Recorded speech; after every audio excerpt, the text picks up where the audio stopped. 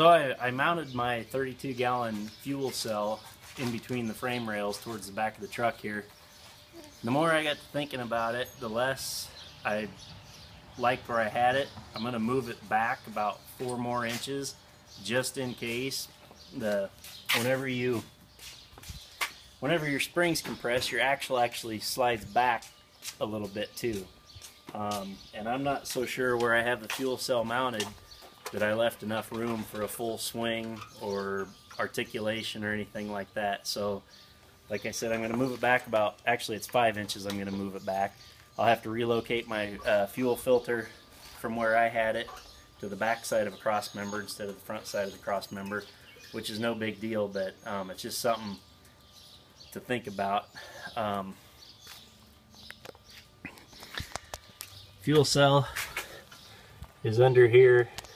This is one of the front mounts. I built a cage around it. You can see the cage is actually strong enough and the mounting is strong enough that you could lift the entire truck by it if you needed to. I think I mentioned that in another post, but anyway, I've got 2 of the holes drilled back here from right there. Just gonna slide it back. I should have enough room.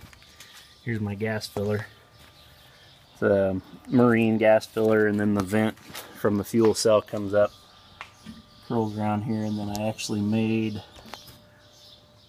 kind of a weatherproof, slosh-proof vent out of an old fuel filter, old aluminum fuel filter.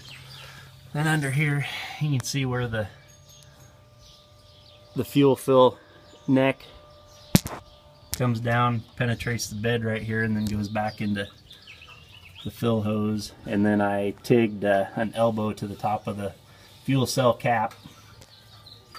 There's where the vent comes out and then goes up and penetrates through the bed. I still need to Volcom around the penetration there, but Volcom is something they use in commercial construction a lot. It's very flexible. It's a just excellent polyurethane sealant / caulk. And you can see the sending unit mount there. Should have enough slack in my wires. I just pull them back through the zip ties a little bit. Shouldn't pose too much of a problem. But you can see the swing would be pretty tight on the differential there once I get it. And plus I thought about building a truss and cage around the differential, so I'm going to add a little more bulk to it. So I'm just going to slide it back just to be on the safe side. Well, I got everything slid back 5 inches. It's kind of a pain in the butt, a little more than I foresaw, but that tends to happen to me. When I slid these front fuel cell mounts back, the frame is notched out in here. It's just the stock, the way the frame is made. So I had to slide the holes outward about 1/2 inch, which made me have to add this adapter plate here. So I've got 2 bolts, one right there, and then the long one going up to the frame through the bushing right there. Just a little added thing that I had to do that I don't really like, but sometimes you got to do it. Getting the fuel filter mount, it was mounted behind this stock cross member to protect it, but now I've slid back close enough to the bumper where I don't think I'm going to have any protection issues whatsoever. But my filter will mount to there. I've got just enough slack for the 90 AN fittings for it. Just got those tight. Added a little longer bolts and then these bushings right here. But it's coming along. Like I said, ran into a couple things that I didn't really think about, but I've kind of grown in my age to expect things like that to happen.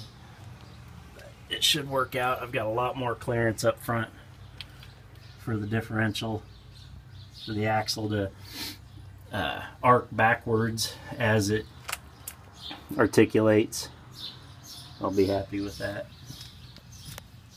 Here's the fuel filter. It's a kind of a cheap one from eBay. It's just like a Summit one I got a while back. Uses the exact same filter. Looks identical to the Summit and actually the Fram one. I've had a Fram too that costs about 10 bucks more than this. I'll slide it up there. I put anywhere you can protect a socket cap bolt or Allen head bolt. Do it, especially on 4-wheel drive, because it's going to get packed with sand and stuff, then you won't be able to get your Allen wrench in there. So I put some little vacuum caps in those. If I didn't have vacuum caps, or if I thought the vacuum caps might come out easily, I'd just put silicone in there, and then if you have to service it, and take it off. Okay, started. Okay. Just getting the mount bolts up in there.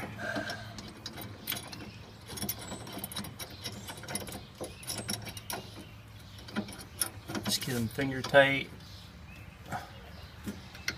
Get my AN fittings.